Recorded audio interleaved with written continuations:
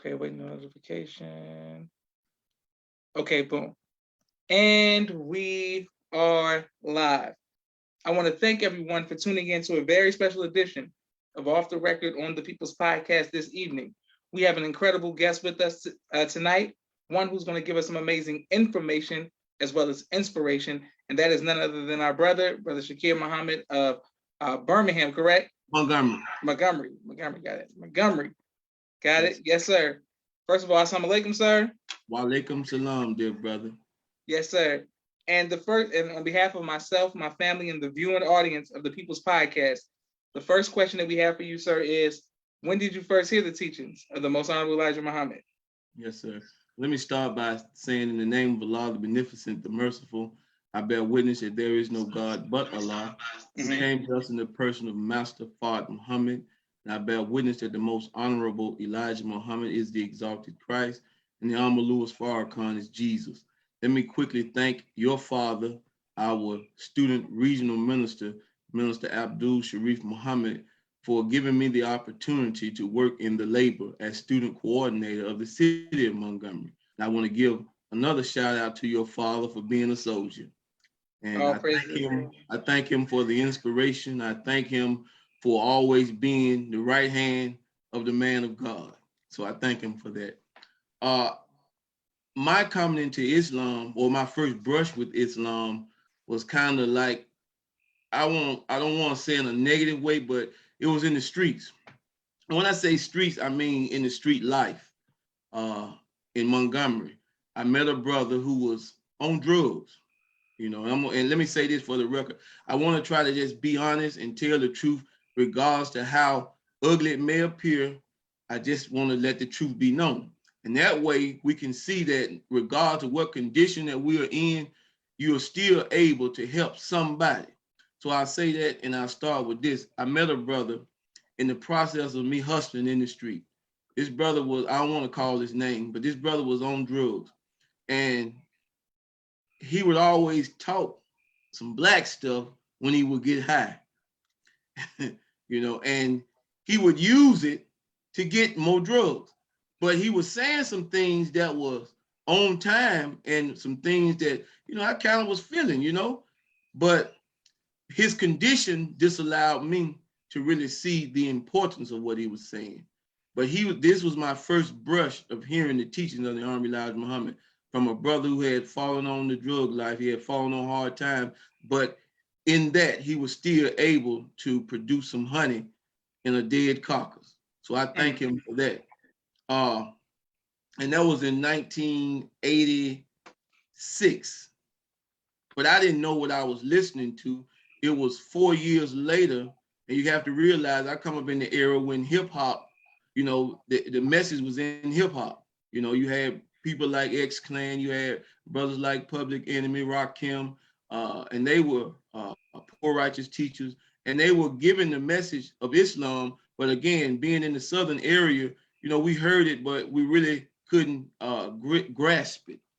But 4 years later, I was incarcerated. And this is when I first embraced the first message to the black man I ever saw. And coming from society, I had a little reputation of being a clown. And so when I went to jail, there was this brother in there, and we would talk, but he was in the Orthodox community. And we were talking, but it didn't resonate with me. The Islam that he was trying to talk to me about, it was kind of weak.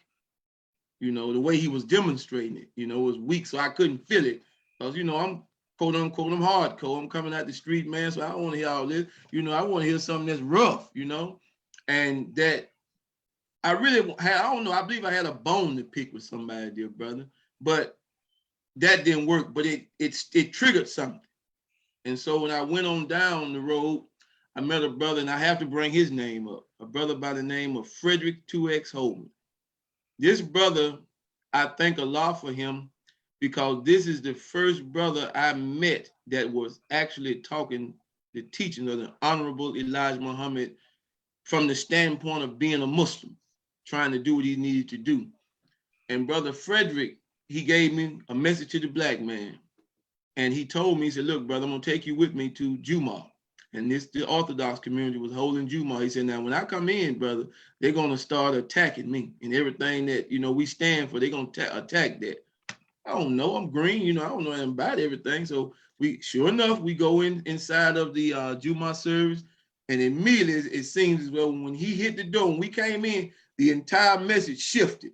God ain't a man. God can't be a man. How can God? And I said, I'm tripping because I don't know.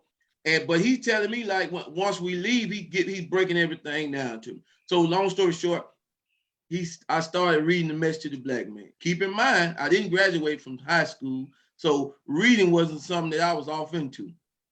But I started to read the book. The brother helped me. He instructed me. He guided me. And he said, bro, this is what you need to be doing. And so it went on from there. And that was in 1990. I'll just stop it right there. Okay, great. All praises to Allah. Yes, sir. Wonderful. And you getting so much love in the comments. Shout out to Anthony Berger says, feed is a soldier. Sister Captain Brenda says, Assalamu alaikum. My sister Miriam says, Assalamu alaikum. Brother Jonathan Connect says, Assalamu alaikum, family. Brother Maceo Rodriguez McClendon says, yes, sir. People are showing you love from all over the country. Thank you all for watching. Yes, sir. My next question is, why did you accept the teachings of the Most Honorable Elijah Muhammad? That's a good question.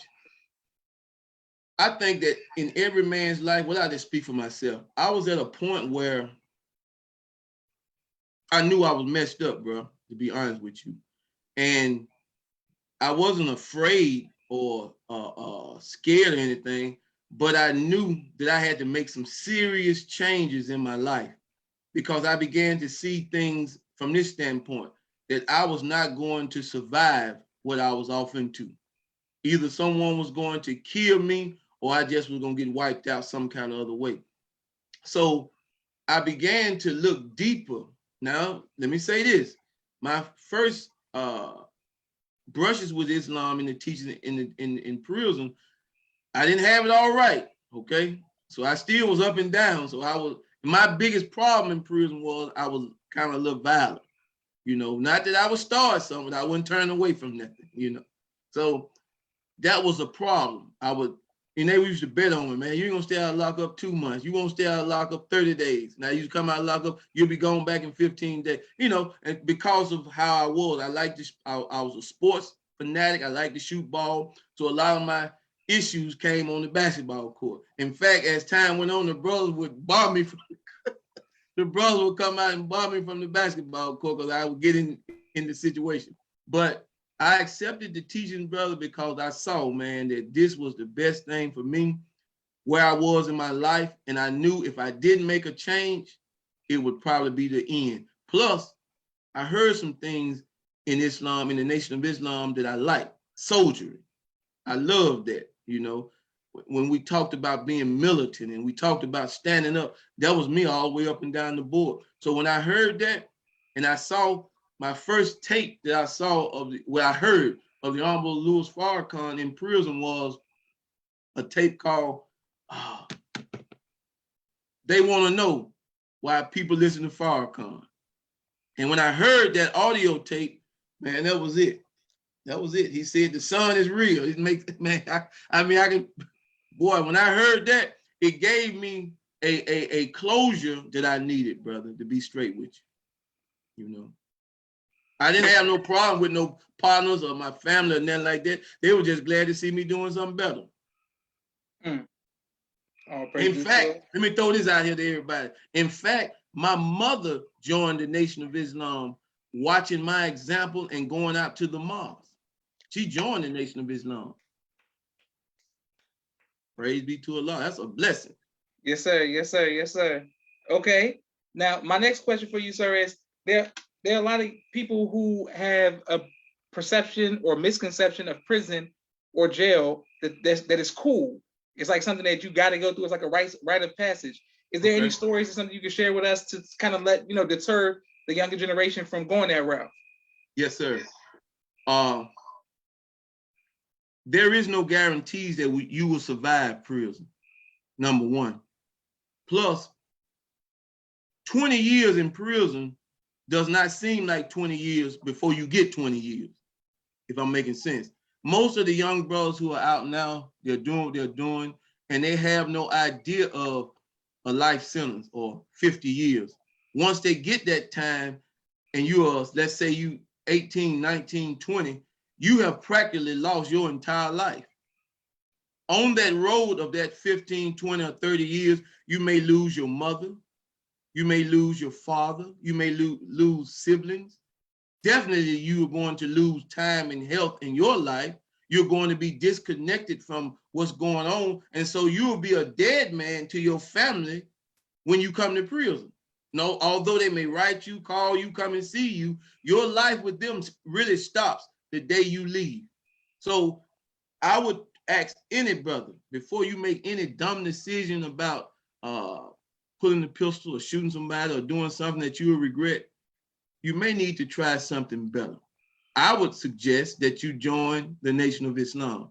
I would suggest that you, because you say you're a gangster, ain't that more gangster than this.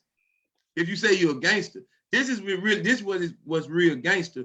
If God told this man, the Honorable Elijah Muhammad, that he's giving him the hardest job that was ever given, that's gangster, and he accepted that challenge. So I would say this: I've seen men in prison lose their lives, dear brother, over nothing.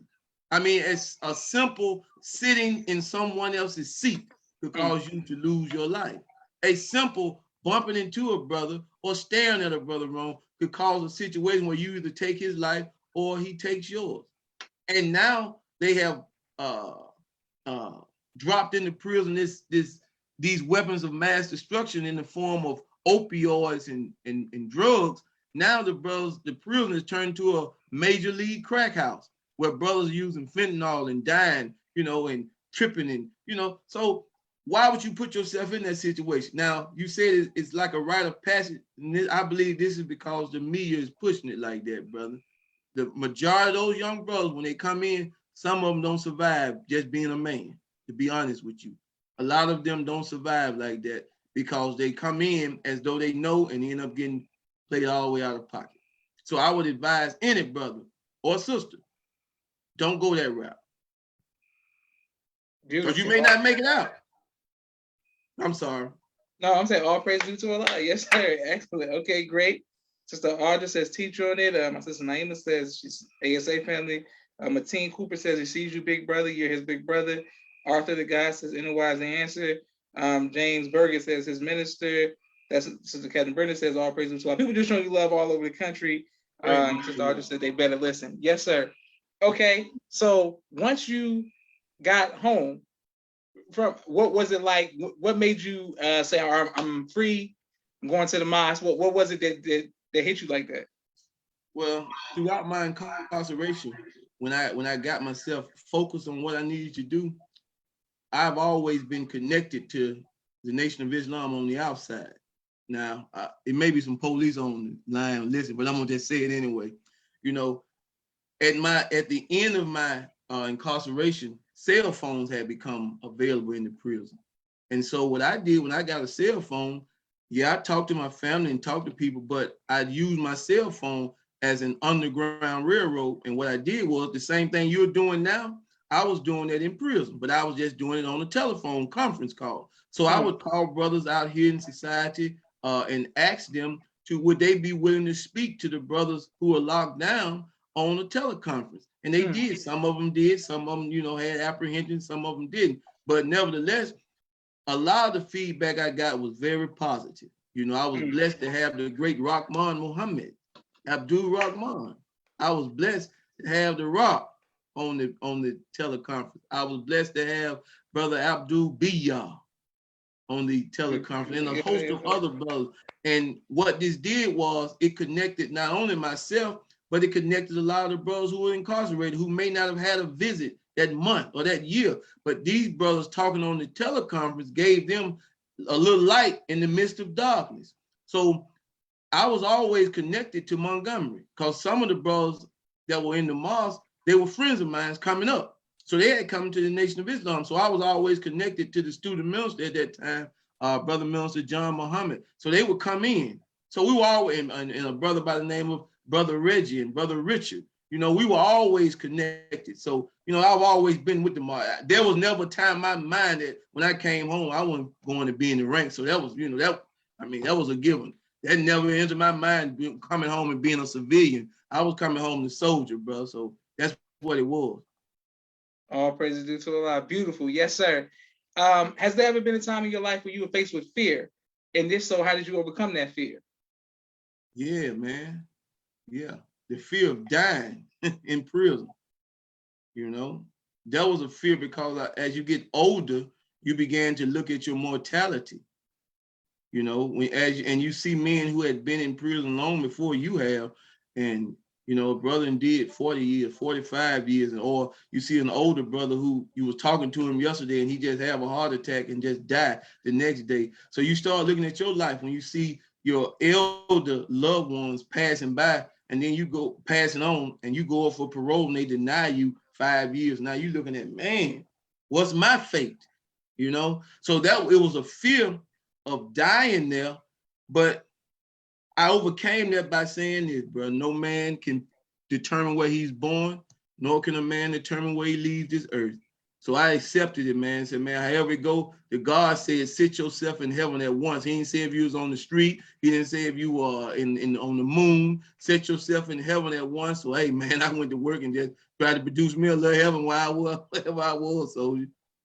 All praises due to Allah. Yes, sir. And we have a lot of comments, and we're coming to the comments and questions as well. But we have a quick 60-second commercial break, sir, for all of the sponsors of the People's Podcast this month, and also Eid Mubarak to all of the believers all across the country. Shout out to everyone who was showing love with random sponsors and donations all across Facebook, Twitter, YouTube. If you'd like to be a sponsor or donor, please cash app the People's Podcast. My brother Rashad, Street Premier Media Production. He has a 4K camera and a television and does television and film editing. Please reach out if you need any of that. My sister Miriam, ABC I Love Me, children's book, coloring book, and Spanish book, all three available on Amazon. My sister Naima, Stay On Point Dance Academy, LLC. She teaches ballet virtually to young girls all across the country and right here in the studio in Atlanta, Georgia. Rod Communications, if you're working on a book and you need project management, copy editing, content development, or media relations, please reach out to Rod Communications. Fashion Guys Urban Streetwear for Men and Boys out of St. Louis, Missouri, 314-329-6009. He'll keep you dressed and dripping in the best of fashion. Student Minister Robert Muhammad out of El Muhammad out of Austin, Texas. Conflict mediation, squashing the beef throughout the Southwest region. He does a phenomenal job. His wife is the Fudia Muhammad, Children of the Most High, giving birth to a God in the science of child rearing. Also, Sister Sherry Muhammad, AsiacMinds.com. She teaches STEM virtually young kings and queens all across the country, right here. Beautiful.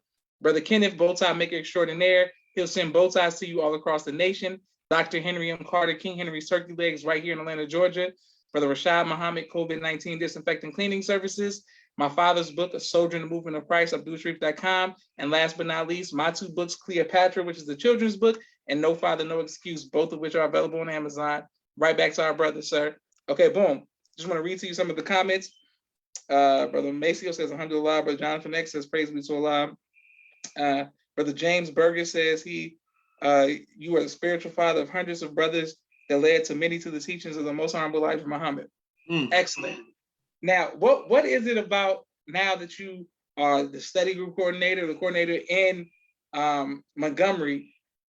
I've been in Atlanta for quite some time now, but I'm from, Naperville, Illinois, which is like outside of Chicago.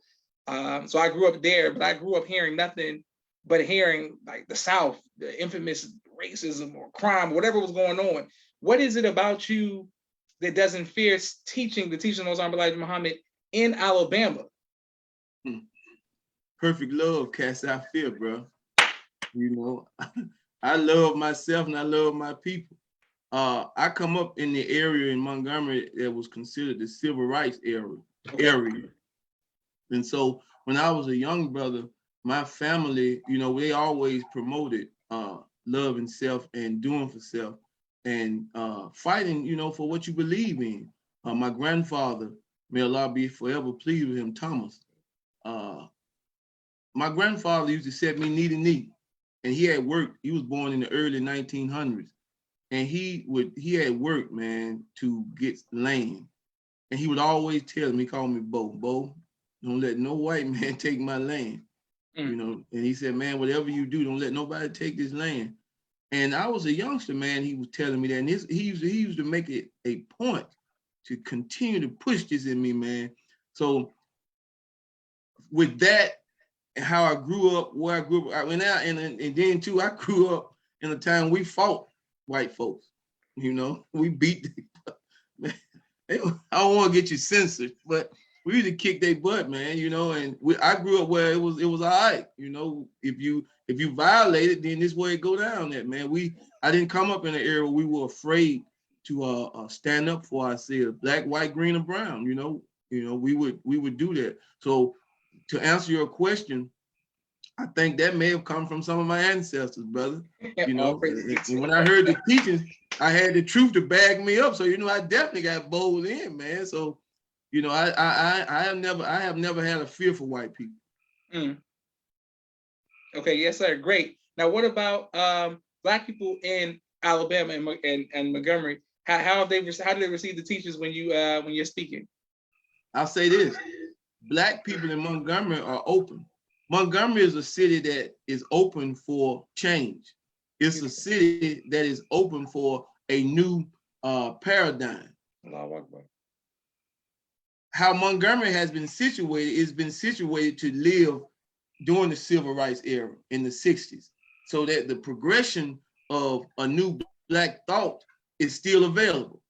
So when the people hear the truth that the teachings of the Honorable Elijah Muhammad gives us, then they are really open to receive it.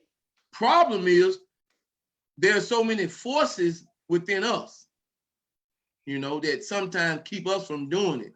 But if we get out and push the program, Black folks come to that, man. I'm from Montgomery, so I'm one of them, you know. So we just have to push the program, just like in any other city, you know. The white element is there, but if you love what you're doing, bro, you down that, man. You know, regardless to who come or who dislike you or who want to go against you, hell, go down it, man. You know, what else you gonna do? You're gonna die anyway, so die fighting. I'll walk by. You know, beautiful teacher. Yeah, yes, damn sir. The white man. Beautiful teacher. Yes, sir.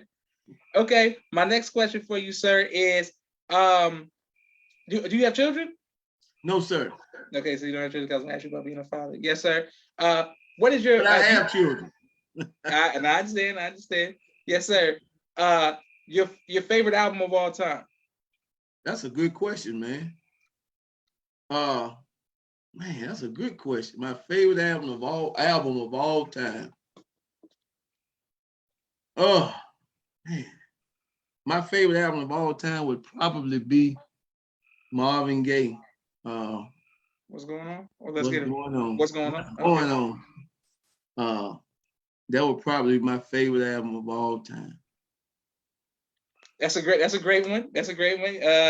A lot of people who come on have said Marvin Gaye, what's going on? Yes, sir. Now, my favorite rap album of all time is Eric B. and Rakim, Paid in Full. Paid in Full. Okay, yes, sir. That's definitely a favorite, a theme. That's been a theme on the People's Podcast for sure. Yeah. My sister Naima says, teach. Sister Audra says she can bear witness. The people are genuine in Alabama. They will come to the teachings. She went to Tuskegee, so she feels like she's in, she's that's the home girl. Shout out. My sister Naima went to Tuskegee too. Everybody who goes to Tuskegee swear y'all from Alabama, y'all. They are. Hospitality, they are. They are, yes, sir. Beautiful. Okay. Will you ever write a book on your personal life, sir? I will. If I can find the time to do it, you know, but I really don't like talking about myself, to be honest with you, brother, because there's a bigger picture than me. I'm just a brick in the wall, you know. Other people can probably tell you more things or how much I may mean to them better than I can, you know. I'm just, you know, greater men have worked and done greater and more effective things than I have. So it's kind of hard for me to sit down and say, okay, I'm gonna tell you this good. Even just doing this interview, I'm really just talking with you, dear brother. Because it ain't about me, man. You know, I'm gonna be honest with you. I love to see the brothers get up and they're strong. And if I can help do that, then I'm good with that, man. You know, that's enough for me. All praises due to Allah. Yes, sir. We just have a few more questions for you. Earlier, you said that you knew something about that basketball. People used to call me a point guy. You know what I'm saying? You know what I'm saying? Ain't wrong with that. I needed you because I needed you because I was gonna pull it up from half court. I needed you. Yes, so we could have worked together. Could have worked together. Who do you like now? Like, what basketball teams do you like now, or players do you like now? I like Philadelphia 76ers. Okay. Okay. But my favorite player of all time is Magic Johnson. Okay. Okay. That's a good one. I mean, he's the GOAT point guard, and I'm actually watching the TV series about him called Winning Time that's on HBO Max. I'm actually watching to keep learning about a lot more about Magic Johnson. Yes, sir. Yeah, I mean, I like his Magic because he was a team player. He knew how to make everything around him better, you know. And if you look at Magic, had a lot of stars around him, but he was able, as a young brother, to make stars around him good, and no one would have any issue, you know. And he was able to sacrifice the greatness of his game to make everybody else happen. I love that. Yes, sir. Yes, sir. Beautiful. Okay, boom. People showing you love, saying that you have students, you know, children who are students, and people showing you love. Thank you, Brother James Burgess, and thank you everybody who continues to watch. Okay, our last question for you, sir, is what would you like your legacy to be? A worker for the teaching of the Elijah Muhammad, a soldier. Simple. If they can put that on the tombstone, soldier, and everything else, they don't even have to put my name on it. They put soldier. I'll be good with that. All praises to But I would like for my legacy to be a legacy that has helped Islam to flourish in the South and to die making this great commission of the Honorable Elijah Muhammad and the Honorable Louis Farrakhan known. You know, that would be good for me. Okay, great. Yes, sir. And what a legacy to have. Now, if there are people who are looking for mentorship or need advice, can they reach out to you on social media? Of course. Yes, sir. What are Shakir Muhammad, that's Facebook.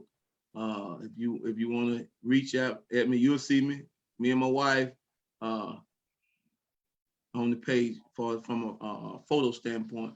But you can reach me at there, Shakir Muhammad, Facebook. You know, I have a Twitter account, but I don't never check it out. I had an Instagram account, but I just stick with the Facebook and roll with that. So you can easily find me, Brother Shakir. Beautiful. Yes, sir. Speaking of your wife, one more question. What advice would you give to future husbands? Be a man. You know, understand if you accept a woman to be your wife, understand that there's a responsibility that is attached to that. You know that you have to make and set things right. You know, I would say don't be selfish, because I'm telling you from a standpoint of learning. You know, because as men, we're selfish. You know, we go and get the remote and we get why we want what. We don't consider that she may not want to watch the game, but we watch the game. So, you know, that I'm learning that now. I'm not saying I've mastered it, but I'm learning that. You know, one of the things, don't be selfish, you know, be considerate.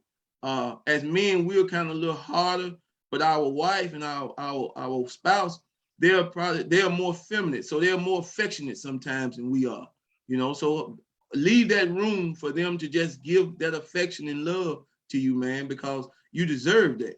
You know, you deserve to be respected and appreciated. So if she want to hug you, I don't care if you walking down the hall and she just run out and hug you, man. Don't act like she tripping. She's showing you she respect and love you, man. You know, so open up your heart to be loved.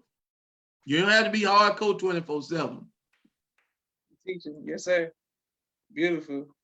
Okay, yes, sir. Well, on that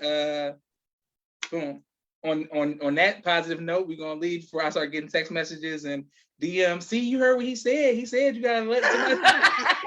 Hey, my bad. I ain't mean to get you, bro. All praises to Allah. All praises to Allah. Sister Audrey says Alhamdulillah. Brother Anthony Bergen says praises to Allah. Sister Kelsey says Allahu Akbar. That's my wife, Sister Kelsey. Oh, okay, praise be to Allah. Sister Brother Maceo says he welcomed him and his wife with open arms. Sister Captain Brenda says good advice. And Anthony Burgess says she definitely got your back. Beautiful. All praise to Allah. I can't wait to put this on YouTube. I want to thank you again, sir, for taking time out of your busy schedule to come on the Thank People's you, brother. Podcast. I'm honored. May Allah continue to bless you and hold it down. We always one phone call away. This is Joshua Leonard Muhammad signing off for the People's Podcast. Assalamu alaikum, sir. Wa alaikum salam, brother. And give your brother the greetings. I love you, bro. Yes, Keep sir. I doing love what you you're more, doing. sir. And I will, sir. Thank you. Yes, sir.